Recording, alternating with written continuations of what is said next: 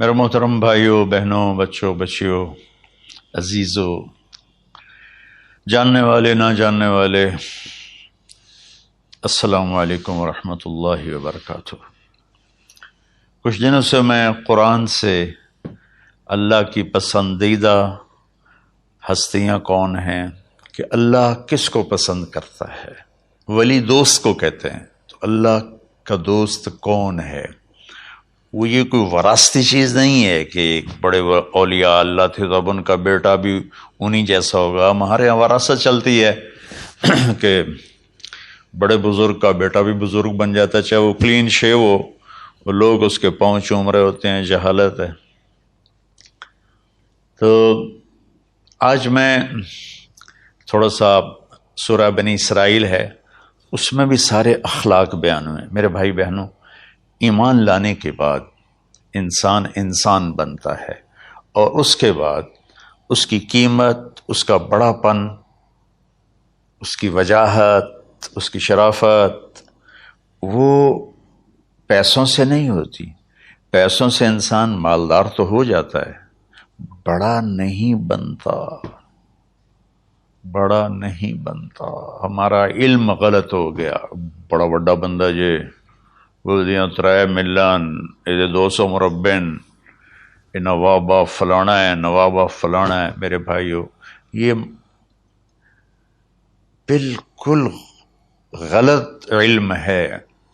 بڑا وہ ہے جسے اللہ پسند کرے، بڑا وہ ہے جو میرے نبی کی زندگی کے پیچھے چلے، بڑا وہ ہے جس سے اللہ تعالیٰ راضی ہو جائے، باقی سب چھوٹے چھوٹے ہیں۔ تو آج ایک تیسری جگہ سے میں کچھ باتیں قرآن سے عرض کروں گا جن کا تعلق ہمارے ایمان سے بھی ہے، اخلاق سے بھی ہے۔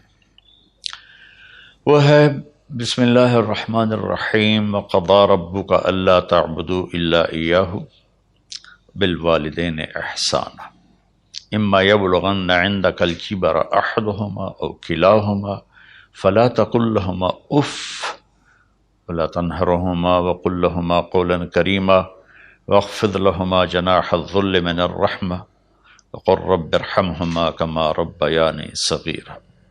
یہ بہت بڑا مضمون ہے۔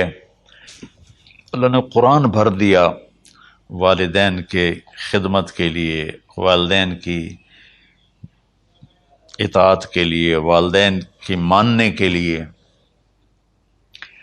پہلا جملہ ہے اور تیرے رب نے فیصلہ کیا، ایک مطلب۔ دوسرا، اور تیرے رب نے حکم کیا کہ بندگی صرف اللہ کی ہے، بندگی صرف اللہ کی ہے۔ عبد اسے کہتے ہیں جو ہر بات پہ سر جھکا دے، عبد اسے کہتے ہیں جو ہر بات پہ بچھ جائے، اس کو عبد کہتے ہیں۔ تو اللہ کہہ رہا ہے میرے بندو، میرا ایک فیصلہ ہے اور میرا ایک حکم ہے، میرے سوا نہ تمہارا ہاتھ کسی کے آگے پھیلے، نہ تمہاری گردن کسی کے آگے جھکے۔ ایک دوسرے سے مدد لینا، اس کو ایک دوسرے کی تعاونوں میں آ جاتا، تعاونوا علی البر والتقوی، ایک دوسرے کا ساتھ دو، ایک دوسرے کی مدد کرو۔ میرے نبی قرضہ اٹھاتے تھے۔ میرے نبی جب انتقال ہوا تو آپ کی زرہ 9 وسق پر، وسق 5 من کا ہوتا ہے، تو وہ جو کے بدلے آپ نے زرہ رکھوائی تھی کہ جب میں تمہیں ادا کروں گا زرہ لے لوں گا، اور آپ کا انتقال ہو گیا، آپ زرہ اپنی واپس نہیں لے سکے۔ وہ چیزیں جن کا تعلق صرف اللہ کی ذات سے ہے اور کوئی نہیں کر سکتا، اس میں صرف اللہ کے آگے ہاتھ پھیلا، جیسے ہم کہتے ہیں مدد، نصرت۔ اللہ کہتا میں ہوں، الا ان نصر اللہ قریب، سنو میری مدد تمہارے قریب ہے۔ اللہ تعبدوا الا ایاہ، بس ایک چھوٹا سا جملہ اللہ نے یہاں کیا، چونکہ یہاں اللہ نے والدین اور اخلاق بتانے تھے تو اپنے لیے صرف ایک جملہ بولا، باقی باتیں بھی اللہ کے لیے ہیں، لیکن اللہ نے میری بندگی، اس بندگی سے مراد 5 وقت کی نماز نہیں ہے، حج، روزہ، زکوٰۃ نہیں ہے اس کی مراد، یہ ساری باتیں داخل ہیں، اور اس کے ساتھ 24 گھنٹے کی زندگی اللہ کی مرضی پر گزارو، نفع آئے تو شکر ادا کرو، نقصان ہو تو صبر کرو، برداشت کرو، پھر بھی شکر ادا کرو کہ میرا رب یہ کہہ رہا ہے کہ میں نے صرف اللہ سے تعلق جوڑنا ہے۔ اللہ کے نبی نے اپنے چچا زاد بھائی عبداللہ بن عباس سے فرمایا کہ یا غلام، اے نوجوان، اوصی کا بکلمات فاحفظہ، میں تمہیں چند باتوں کی وصیت کرتا ہوں۔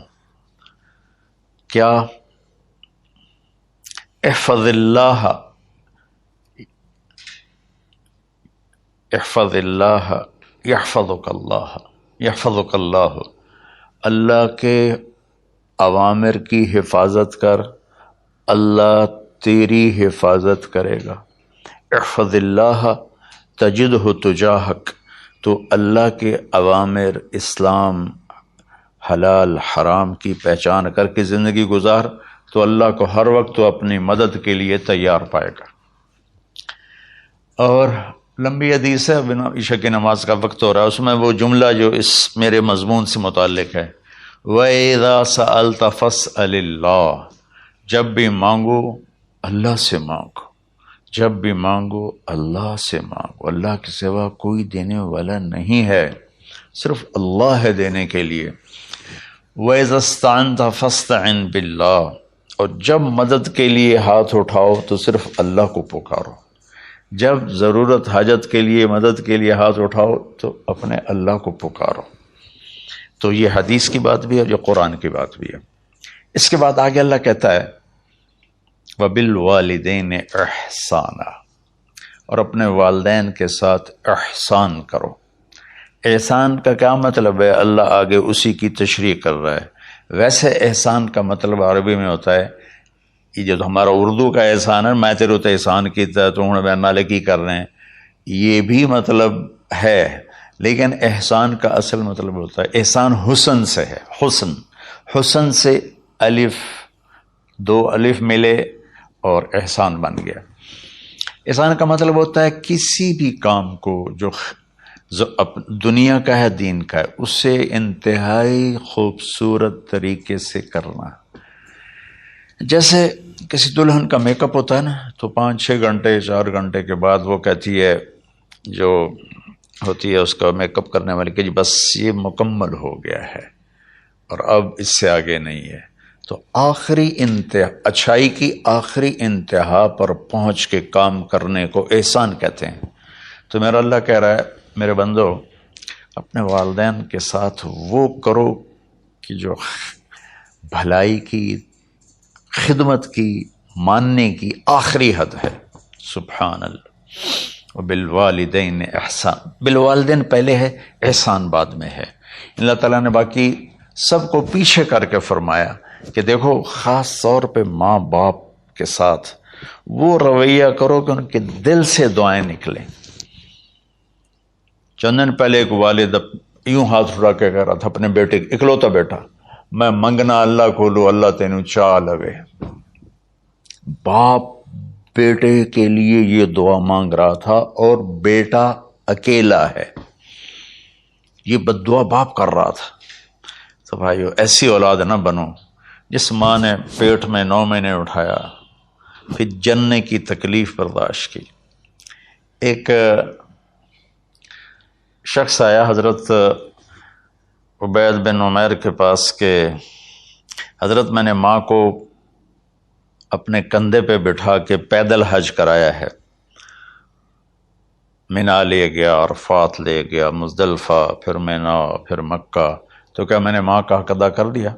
میں نے فرمایا ولا تلقۃ واحدہ، بیٹا ابھی ایک تلقہ کا حق بھی ادا نہیں ہو۔ تلقہ کسے کہتے ہیں؟ جب بچہ پیدا ہونے کا وقت آتا ہے تو ماں کو دردوں کی لہریں اٹھتی ہیں، وہ اتنی خوفناک ہوتی ہیں کہ ماں چیخ چیخ کے رہ جاتی ہے، اور بعض اوقات ڈیلیوری لیٹ ہو جاتی ہے تو وہ تڑپتی ہے، روتی ہے۔ وہ جو لہریں ہیں نا پیٹ میں آتی ہیں جاتی ہیں، آتی ہیں جاتی ہیں، ایک لہر جو درد کی اٹھتی ہے اس کو کہتے ہیں تلقہ. میں قربان جاؤں، انہوں نے فرمایا بیٹا ابھی تیری ماں نے جو تجھے جنا تھا اس وقت جو تجھے درد، تیری ماں نے درد کی لہریں برداشت کی تھی، اس میں سے ایک لہر کا بھی حق ادا نہیں ہوا، یعنی کہ حق ادا ہو ہی نہیں سکتا. یہ مطلب کہ حق ادا ہو ہی نہیں سکتا کہ بیٹا ابھی ایک کا بھی نہیں. پھر حضرت عبداللہ بن عمر سے ایک شخص نے پوچھا کہ اچھا یہ جو آدمی تھا یہ خراسان، یہ ایران میں ہے اور افغانستان میں، یہاں سے ماں کو پیدل کندھے پہ بٹھا کے مکے پہنچا تھا، اندازہ لگا اس نے کتنی مشقت اٹھائی. اور عبید اللہ بن عمیر کہتے ہیں بیٹا ابھی ایک لہر کا حق ادا نہیں ہوا. یہی سوال حضرت عبداللہ بن عمر سے کیا ایک شخص نے کہ حضرت میں نے اپنی ماں کو حج کرایا ہے، سارا میں نے پیدل کرایا ہے اور کندھے پہ اٹھا کے کرایا ہے، تو کیا میں نے ماں کا حق ادا کر دیا؟ وَلَا زَفْرَةً وَاحِدَةً وَلَا زَفْرَةً وَاحِدَةً. کہ بیٹا تیری ماں نے تجھے پالتے ہوئے جو تھک تھک کے لمبے لمبے سانس لیے، ہوکے بھرے، ابھی ایک ہوکے کا حق بھی ادا نہیں ہوا، یعنی حق ادا ہو ہی نہیں سکتا. تو احسان کے آگے تشریح آ رہی ہے. تو آج میں صرف اتنی بات کروں گا کہ میرے بھائیوں، میری بہنوں، میرے بچوں، میری بچیوں، اللہ کے واسطے ماں باپ کو دکھ نہ دینا ورنہ اللہ بھی ناراض ہو جائے گا. چند دن پہلے ایک بچہ بچی میرے پاس آئے، دونوں میڈیکل اسٹوڈنٹ تھے، کہیں گے ہم شادی کرنا چاہتے ہیں. تو بچی نے کہا جی میرے والدین ناراض ہیں، وہ نہیں، اس رشتے پر راضی نہیں ہیں. تو میرے باپ کہتے ہیں اگر تو نے یہاں رشتہ کیا تو تیری میری ایک درمیان ایک خط آئے، کھچ جائے گا خلیج، ہم اس پار نہیں آئیں گے تو اس پار نہیں آئے گی. میں نے کہا بیٹی جس ماں نے تجھے 9 مہینے پیٹ میں پالا، 2 سال تجھے دودھ پلایا، تیری پوٹیاں پیشاب صاف کیا، تجھے پیمپر باندھے، تجھے اٹھ اٹھ کے راتوں کو اپنی چھاتی سے دودھ پلایا، کیا اب اس کا اتنا بھی حق نہیں کہ تم اس کی رائے کا احترام کرو؟ اتنا بھی حق نہیں ہے؟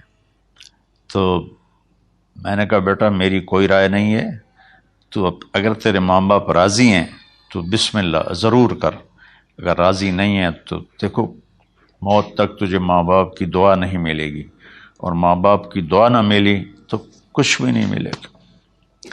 تو بھائیو دوستو، خاص طور پر آج کے کالج کے نوجوان بچے بچیاں یہ ماں باپ کے ساتھ بہت بدتمیزی کرتے ہیں، چونکہ اس میں والدین کا پہلا قصور ہے کہ انہوں نے ان کو دین نہیں سکھایا. بچپن میں انگلش میڈیم سکول، پھر او لیول، پھر اے لیول، تو انہیں کیا پتہ ماں کون ہے باپ کون ہے. ایک پرانی بات ہے، ایک شخص اپنے بیٹے کو لے کر آیا کہ یہ میرا بچہ ہے اور یہ فلاں جگہ شادی کرنا چاہتا ہے اور ہم میں سے کسی کی رائے نہیں ہے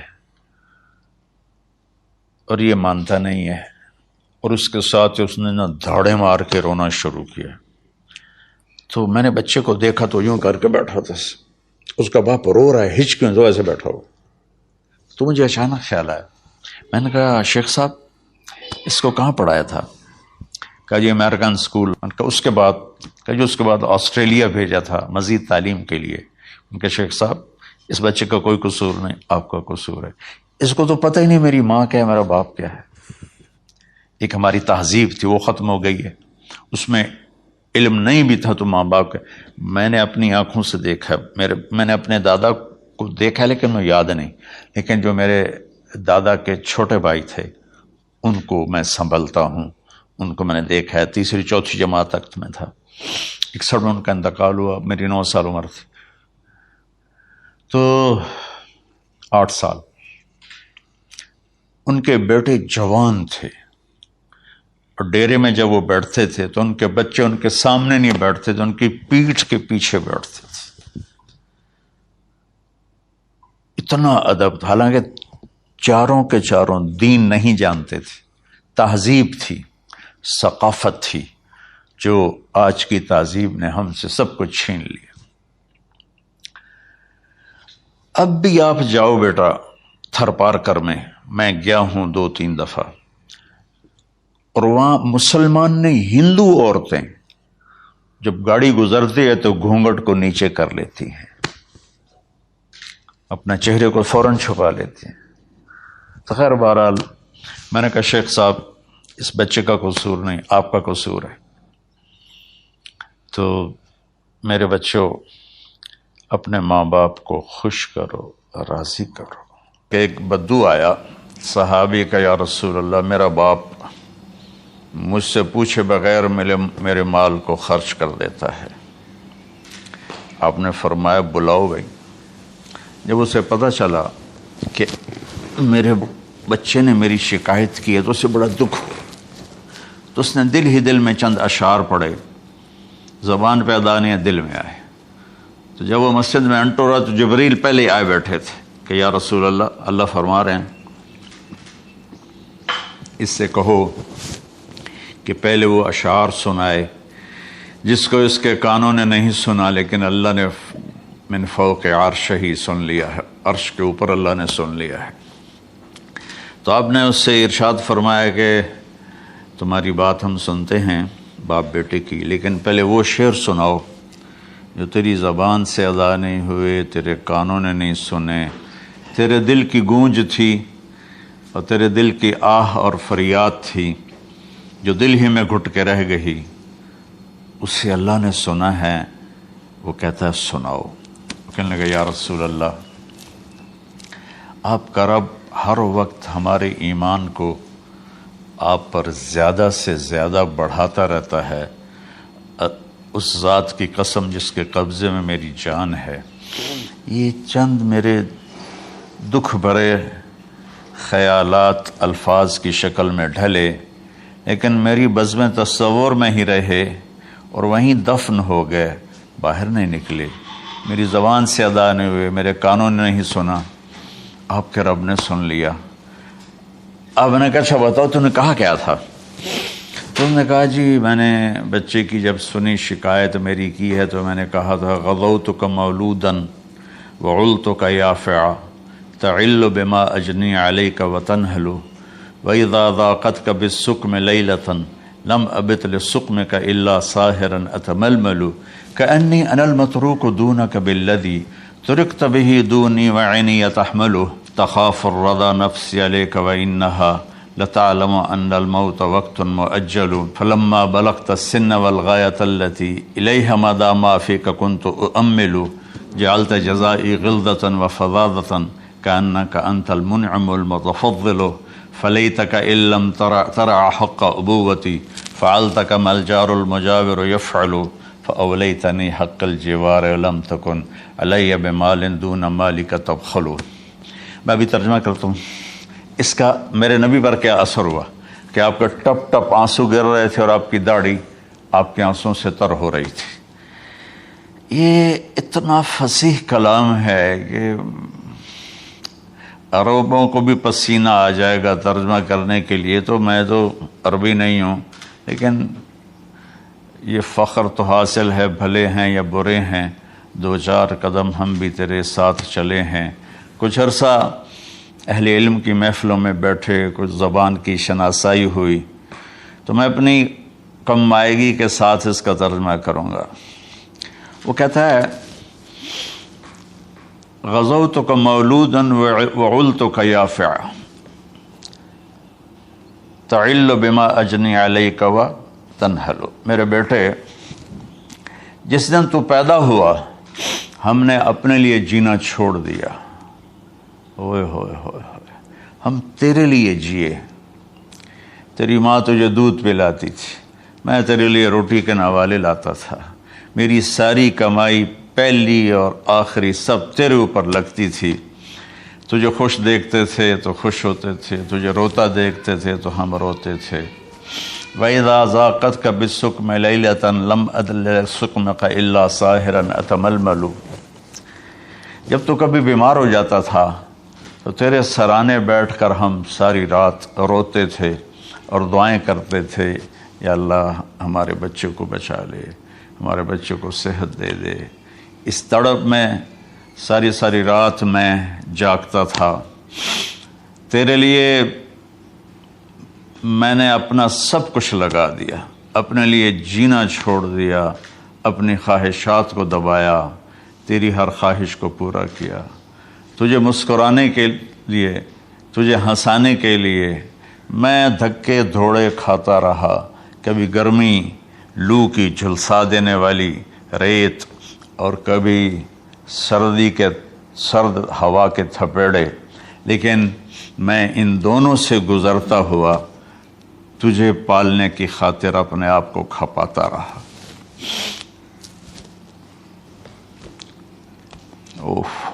فلما بلغت السن والغایۃ التی الیہ مدی ما فیک کنت اؤمل، بیٹا میں نے اپنے ہڈیوں کا رس بھی تیرے اندر ڈال دیا، صرف کمائی نہیں، میں نے اپنے ہڈیوں کا رس تیرے اندر ڈالا، میں نے جو کچھ تھا تیرے اوپر قربان کیا۔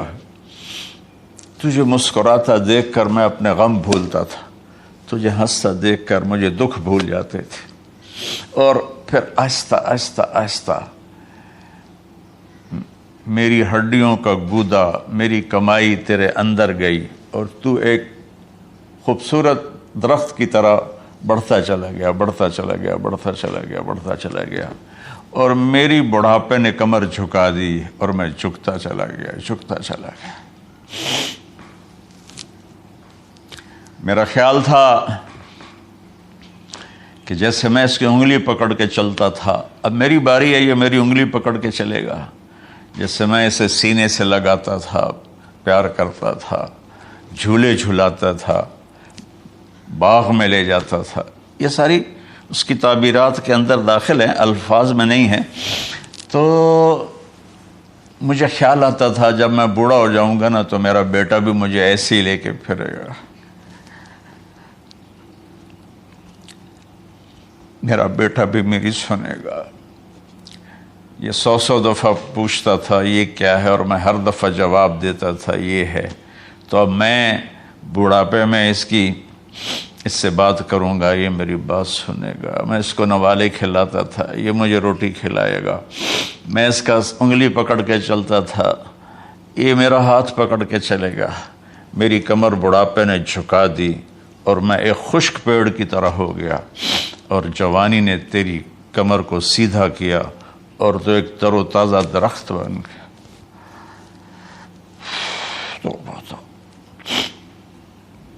تو مجھے خیال آیا کہ میں نے 20 سال اس بچے کو پالا ہے، ابھی اپنی ماں اور باپ کو دیکھے گا، لیکن ایک دم اچانک کیا ہوا؟ فلما بلغت السن والغایۃ التی الیہا مدی ما فیک کنت اؤمل، جب تو اس عمر کو پہنچا جس میں ہماری امیدیں تیرے ساتھ لگ گئیں، ہمیں بڑھاپے نے بے آسرا کر دیا اور تیری جوانی نے تجھے ہمت دے دی، تب ہمارا خیال آیا کہ اب یہ ہمارے ساتھ وہی کرے گا جو ہم نے اس کے ساتھ کیا۔ لیکن کیا ہوا؟ جعلت جزائی غلظۃ وفظاظۃ کأنک انت المنعم المتفضل، تو اتنا بدتمیز ہوا، تیری زبان چھری بن گئی، تیرا رویہ زہر بن گیا، اور میری ساری زندگی کی محنت کا بدلہ تو نے مجھے نافرمانی سے دیا، بد اخلاقی سے دیا، بدتمیزی سے دیا۔ میں حیرت بھری نظروں سے تجھے دیکھتا رہا، اور میں اپنی پچھلی 20 سالہ زندگی کو جھٹلاتا رہا کہ میرا خیال میں اس کا نوکر ہوں اور یہ میرا مالک، میں اس کا باپ نہیں، میں اس کا نوکر ہوں، کیونکہ ماں باپ کے ساتھ ایسا کوئی نہیں کرتا ہے، یہ میرا مالک ہے اور میں اس کا نوکر ہوں، اس لیے مجھے ڈانٹ رہا ہے۔ کتنے بچوں کو میں نے یہ کہتے سنا اپنے باپ کو، تو میرے واسطے آج تک کیتا کی، تو میرے واسطے آج تک بنایا کی، اور جو باپ بے بسی کی تصویر بنا ہوتا تھا وہ شکلیں بھی میرے سامنے ہیں۔ ہمارا دیہاتی ماحول ذمہ دارہ ماحول ہے، نہیں اب تو شہروں میں بھی یہی حال ہے۔ جس نے وہ لیول اے لیول کیا ہے اسے کیا پتہ ماں کسے کہتے ہیں، باپ کسے کہتے ہیں۔ تو میں نے اپنی آنکھوں سے باپ کی بے بسی اور بیٹے کا غرانہ ایک دفعہ نہیں کتنی دفعہ دیکھا۔ تو میرے واسطے آج تک ہی کیتا ہے، تو میرے واسطے آج تک ہی بنایا ہے۔ وہ کہتا ہے اچھا میرا بچہ جداں جوان ہو سو آپ پہ سمجھ جسو۔ جبریل انسانی شکل میں آئے کہ یا رسول اللہ کچھ سوال کی، قیامت کب آئے گی؟ کہا اللہ کو پتہ ہے۔ کہا کوئی نشانی؟ فرمایا جب دیکھو کہ بیٹیاں بھی ماؤں کو نوکر کی طرح دھتکار رہی ہوں تو سمجھنا قیامت آنے والی ہے۔ کچھ عرصہ پہلے ایک بچی اور ماں، تو ماں کچھ بات کر رہی تھی اور بیٹی کہہ رہی تھی بھوک نہیں بھوک نہیں، اور اس کی ماں کے خون سے بھرے ہوئے آنسو بہ رہے تھے اور اس کی ہچکیاں لگ رہی تھی کہ یہ وہ ہے جس کو میں نے اپنے پیٹ سے جنا اور اپنی چھاتی کا دودھ پلاتے پلاتے پلاتے میں نے کتنی تکلیفیں برداشت کی، اور آج کر یہ بھوک نہیں۔ تو کمال کے اشعار میں سوچ رہا ہوں جب میرا یہ حال ہے 1400 سال بعد کہ میرے آنسو نہیں رک رہے، تو اللہ کے نبی تو زارو قطار روئے تھے، داڑھی آنسوں سے تر ہو گئی تھی۔ کہا بیٹا جب تو نے میری ساری زندگی کی محنتوں کا بدلہ بدتمیزی سے دیا، گالی گلوچ سے دیا، دھکے دے کر باپ کو گھر سے نکال دیتے ہیں، تو بیٹا میں یہ سمجھا کہ تو نے ایک خواب دیکھا تھا، تو نے ایک خواب دیکھا تھا کہ تو باپ ہے اور یہ بیٹا ہے۔ اصل حقیقت یہ ہے کہ یہ مالک ہے اور میں نوکر ہوں۔ پھر آگے کہتا فَلَيْتَكَ إِن لَّمْ تَرَ حَقَّ أُبُوَّتِي فَعَلْتَ كَمَا الْجَارُ الْمُجَاوِرُ يَفْعَلُ۔ اچھا چلو بیٹا تو نے مجھے باپ تو نہ سمجھا، چلو ایک پڑوسی سمجھ لو۔ عرب میں پڑوسی کا بہت خیال کیا جاتا تھا، اور یہ عرب کی شان تھی کہ اپنے پڑوسی کو وہ عزت دیتے تھے جو اپنے گھر میں ایک دوسرے کو عزت دیتے تھے۔ تو اس نے پھر اس کی طرف اشارہ کیا کہ اگر میں تیرا باپ نہیں ہوں، تیرے رویوں کو دیکھ کر تو یہی لگتا ہے کہ میں تیرا نوکر ہوں، تو میرا مالک ہے، تو چلو اتنا تو کر دے جتنا ایک پڑوسی کے ساتھ کرتا ہے۔ فَأَوْلَيْتَنِي حَقَّ الْجِوَارِ وَلَمْ تَكُنْ عَلَيَّ مِنْ دُونَ مَالِكَ تَبْخَلُ۔ تو پڑوسی پر تو عرب خرچ کرتے ہیں، تو بھی تھوڑا سا میرے اوپر خرچ کر دیتا اور تو بخیل نہ بنتا، اور میرے خوابوں کو چکنا چور کر دیا، میری امیدوں پر پانی پھیر دیا، میرے بڑھاپے کو ذلت اور رسوائی میں بدل دیا۔ اچھا میرا پتر جا خوش رہو۔ ماں باپ کہاں بد دعائیں کرتے ہیں۔ تو میرے نبی کی آنکھوں سے آنسو، یہ ساری داڑھی تر ہو گئی، تو آپ نے اس کے بچے کو گریبان سے پکڑا اور جھٹکا دے کر دھکا دے کر دفع ہو جا، انت و مالک لابیک، تو اور تیرا سب کچھ تیرے باپ کا ہے۔ حضرت علی رضی اللہ تعالیٰ عنہ سے کسی نے پوچھا کہ آپ کے بیٹے حسن کیسے بیٹے ہیں؟ کہا حسن میرا وہ بیٹا ہے کہ جب میں چلتا ہوں تو میرے آگے نہیں چلتا، میرے پیچھے چلتا ہے۔ جب کہیں بیٹھنے کا موقع آتا ہے تو یہ پہلے نہیں بیٹھتا، پہلے مجھے بٹھاتا ہے پھر خود بیٹھتا ہے۔ جب کھانے پر بیٹھتے ہیں تو یہ روٹی کی طرف ہاتھ نہیں بڑھاتا جب تک میں نہ بڑھاؤں، یہ سالن کی طرف ہاتھ نہیں بڑھاتا جب تک میں نہ بڑھاؤں۔ میں کمرے میں ہوں تو یہ چھت پہ نہیں چڑھتا کہ میرے باپ کی بے ادبی ہو جائے گی۔ میں حالانکہ چھت پہ چڑھنا ضرورت کے لیے ہوتا ہے، لیکن قربان جائیں اہل بیت کے ایسے ہی اخلاق ہوتے ہیں، آل رسول ایسے ہی ہوتے ہیں۔ میرے عزیزوں نوجوانوں سے کہہ رہا ہوں جن کے والدین زندہ ہیں، ہم تو محروم ہو گئے، وہ قبروں میں چلے گئے، لیکن میں اتنا مصروف رہتا ہوں. اب یہ کرونا کی وجہ سے گھر میں بیٹھے ہوئے ہیں، یعنی میری زندگی ایسے پہیے کی طرح گھومی ہے، اور پھر دل کی تکلیف، پھر اس کے ساتھ سر کا درد شدید. اس کے باوجود میں روزانہ 10 نفل اپنے باپ کے لیے پڑھتا ہوں، 10 نفل اپنی ماں کے لیے پڑھتا ہوں، اور 4 نفل اپنی خالہ کے لیے پڑھتا ہوں، کہ ساری زندگی سجدوں میں سر رکھ کے اس کا ثواب ماں باپ کو پہنچاؤں، تو ماں باپ کا حق ادا نہیں ہو سکتا.